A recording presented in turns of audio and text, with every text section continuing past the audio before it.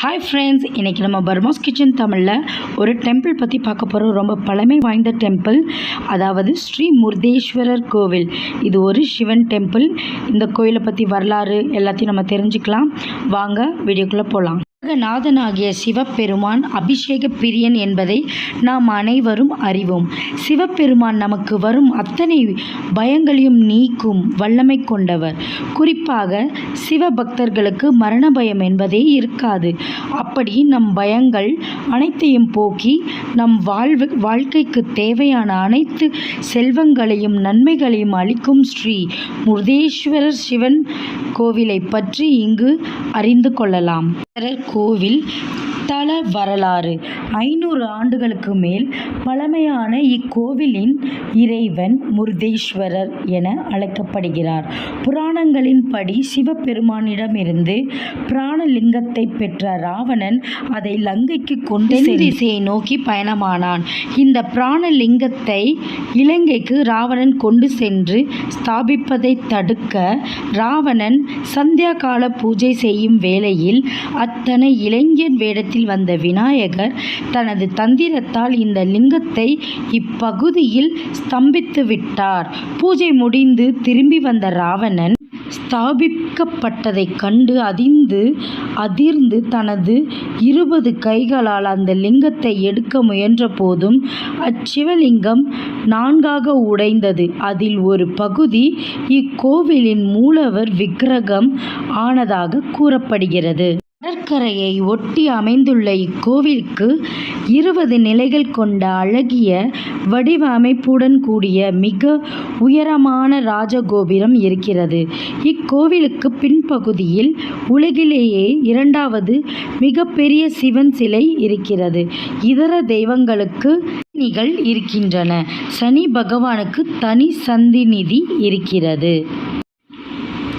இந்த கோவிலுக்கு குழந்தை பாக்கியம், சிறந்த கல்வி, திருமணம் தடுக்க போன்ற பல வேண்டுதல்களோடு பக்தர்கள் வருகின்றனர்.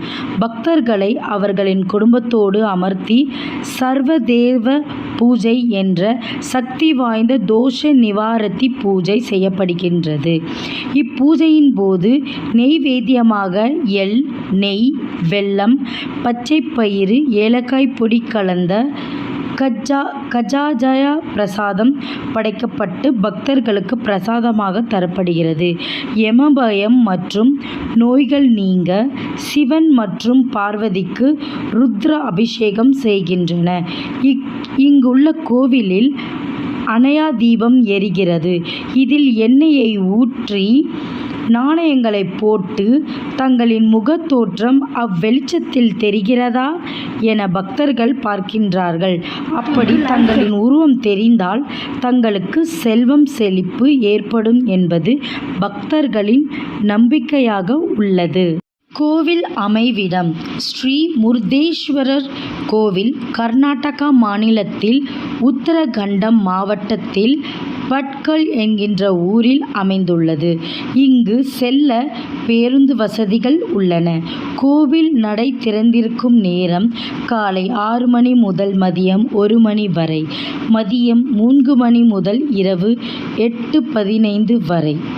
கோவிலும் அதன் ராஜகோபுரமும். இக்கோவில் கண்டுக்க மலையில் 3 புறமும் அரபிக்கடலின் நீர் சூழ அமைந்துள்ளது. இதன் கோபுரம் 20 மாடிகளை உடையது. கோபுரத்தின் உச்சியில் செல்ல மின்தூக்கி உள்ளது. அங்கிருந்து பார்த்தால் 123 அடி உயரமுடைய சிவனின் அற்புத காட்சியை காணலாம். மலையின் அடிவாரத்தில் ராமேஸ்வர் லிங்கம் உள்ளது. இதற்கு பக்தர்களே வழிபாடு செய்யலாம். சிவன் சிலைக்கு அருகில் சனீஸ்வரன் கோவில் உள்ளது. கோவிலுக்கு செல்லும் படிக்கட்டுகளின் நுழைவாயிலில் 2 குழு உருவ யானை சிலைகள் பஞ்சுவதை மூலம் செய்யப்பட்டு வைக்கப்பட்டுள்ளது. ராஜகோபுரத்தின் உயரம் 237.5 அடி ஆகும். இது உயரமான கோபுரங்களில் ஒன்று. இக்கோவிலை புதுப்பித்து அதன் ராஜகோபுரத்தை கட்டியவர் ராமநாகப் செட்டி. கருவறை தவிர இக்கோவிலின் அனைத்து புதிதாக கட்டப்பட்டதாகும் சிலை. உலகத்திலேயே 2வது மிகப்பெரிய சிவன் சிலை இதுதான். சிவனாரின் சிலை 123 அடியில் கம்பீரமாக வீற்றுள்ளது. கடற்கரையை நோக்கிய வண்ணம் பத்மாசனத்தில் இருக்கிறார். அந்த ஊரில் எந்த பக்கத்தில் இருந்து பார்த்தாலும் சிலை தெரிகிறது. எதிரே நந்தியின் சிலையும் இருக்கிறது. கோவிலில் சற்றே தாழ்ந்த இடத்தில் உள்ளது. முருதீஸ்வரர் கோவில் புராண வரலாறு. முருதேஸ்வரர் கோவில் அமையத்தின் பின்னணியில் இராமாயண காலத்தில் நடந்த சுவாரஸ்யமான புராண வரலாறு ஒன்று சொல்லப்படுகிறது. அதாவது இறைவா நிலையில் அருளும் ஆத்மலிங்கத்தை வணங்கி தேவர்களும் கடவுள்களும் இறப்பே இல்லாத நிலையை பெற்றனர். இதை கேள்வியுற்ற தானும் அந்நிலையை அடைய பேரவாள் கொண்டான். பெரும் சிவபக்தனும் இலங்கையின் மன்னனுமான இராவணன். ஆத்மலிங்கத்தை அடைய சிவனை நோக்கி பெரும் தவம் மேற்கொண்டான் இராவணன். அவனது தவத்தின் மகிழ்ந்த சிவபெருமான் வேண்டிய வரம் கேட்குமாறு இராவணனிடம் சொன்னார். இராவணனும் சிவபெருமானிடம் ஆத்மலிங்கத்தை கேட்டு பெற்றான். ஆனால் இதை கீழே வைத்தால் திரும்பவும் எடுக்க முடியாது என்ற ஒரே நிபந்தனையுடன் சிவபெருமான் அவ்வரத்தை வழங்கினார்.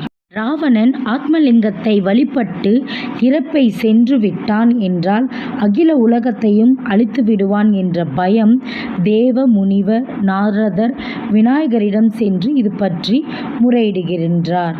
விநாயகரும் இராவணனும் ஆத்மலிங்கத்தை வழிபடாத வண்ணம் சூழ்ச்சி ஒன்றை செய்கின்றார். இராவணனுக்கு தினமும் மாலை சிவபெருமானுக்கு பூஜை செய்வதை வழக்கமாக கொண்டவன். ஆத்மலிங்கத்துடன் கோகர்ணாவை கடக்கும் வேளையில் விஷ்ணு பகவான் சூரியனை மறையும்படி செய்துவிடுகிறார். அந்நேரத்தில் லிங்கத்தை கையில் வைத்துக்கொண்டு எப்படி சிவபெருமானுக்கு பூஜை செய்வது என்று இராவணன் குழம்பிய நேரத்தில் அந்தணனாக மாறுவேடத்தில் செல்கிறார் விநாயகர்.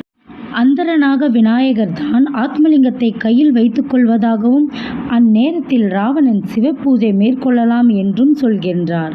ஒருவேளை தான் 3 முறை அழைத்தும் இராவணன் செவி மடுக்கவில்லை என்றால் தான் லிங்கத்தை கீழே வைத்து விடுவேன் என்றும் சொல்கிறார் அந்தண வேடத்தில் வந்த விநாயகர்.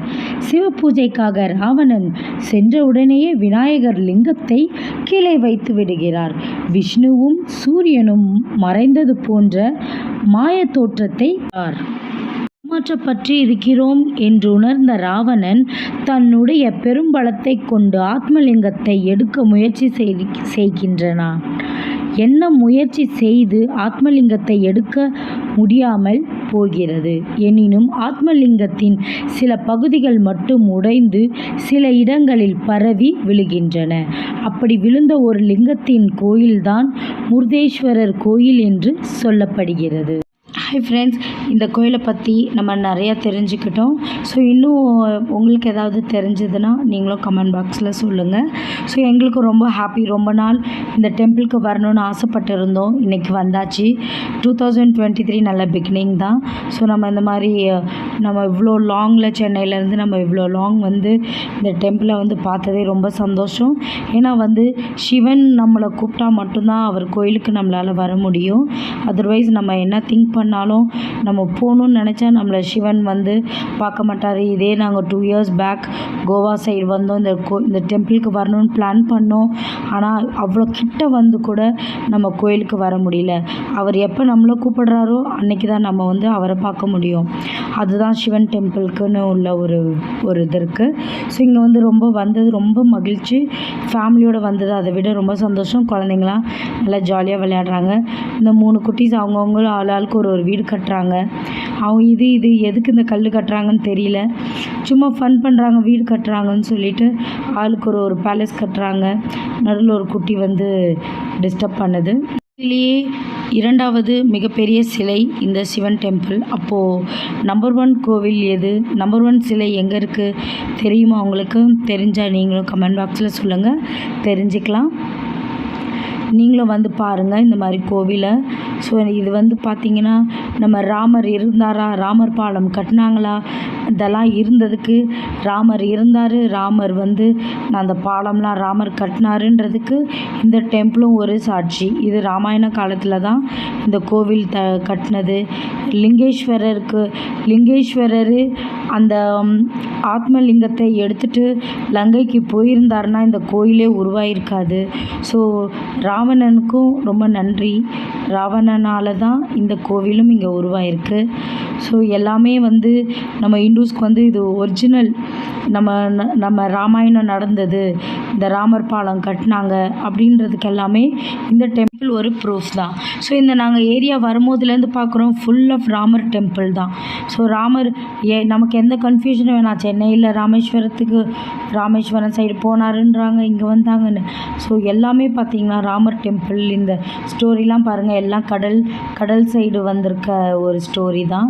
ஸோ நாங்கள் ஆன் த வேல பார்த்திங்கன்னா ஏகப்பட்ட ராமர் டெம்பிள் ஃபுல்லாக அந்த மாதிரி தான், ஆஞ்சநேயர் டெம்பிள். ஸோ இந்த ஸ்டோரி இதெல்லாம் உண்மையான ஸ்டோரி அப்படின்றதே நமக்கு அந்த டெம்பிளை வச்சே நம்ம கண்டுபிடிச்சிடலாம். ஸ்டோரியில் படித்த மாதிரி இதுதான் சனீஸ்வரர் டெம்பிள். இங்கே தனியாக ஒரு அந்த சன்னதியில் நல்லா ஒரு பூஜை பண்ணுறாங்க. அவங்களுக்கு இந்த மாதிரி ஐரெல்லாம் வச்சு கூட பண்ணுறாங்க, நேம்லாம் சொல்லி. ஸோ நமக்கு எப்படி வேணும்னாலும் பூஜை பண்ணுறாங்க. ஸோ நல்லா இங்கேயும் பார்த்திங்கன்னா நமக்கு இந்த ஒரு கோவிலே வந்து நமக்கு நல்ல ஒரு திருப்தியாக நல்ல ஒரு பூஜை நமக்கு கிடச்சிருக்கு. ரொம்ப ஹாப்பியாக சாமி கும்பிட்டாச்சு. ரொம்ப நாள் நீண்ட நாள் கனவு நிறைவேறிச்சு இந்த 2023. லாங்குவேஜ் ப்ராப்ளம்னால நாங்கள் வந்து ஒரு பிளான் பண்ணியிருந்தோம், ஒரு 5 to 8 பிளேசஸ். பட் அந்த லாங்குவேஜ் தெரியாததுனால நமக்கு நிறைய நேரம் சுற்றி வந்ததுனால கொஞ்சம் ஒரு ஃபால்ஸ், மூகாம்பிகை டெம்பிள் பக்கத்தில் வந்து முருதேஸ்வரர் பீச், முருதேஸ்வரர் பார்க் இதெல்லாம் இருக்குது. ஸோ எல்லாத்தையும் பார்த்து என்ஜாய் பண்ணுங்கள். ஓகே ஃப்ரெண்ட்ஸ், நெக்ஸ்ட் வீடியோவில் பார்க்கலாம். பாய்.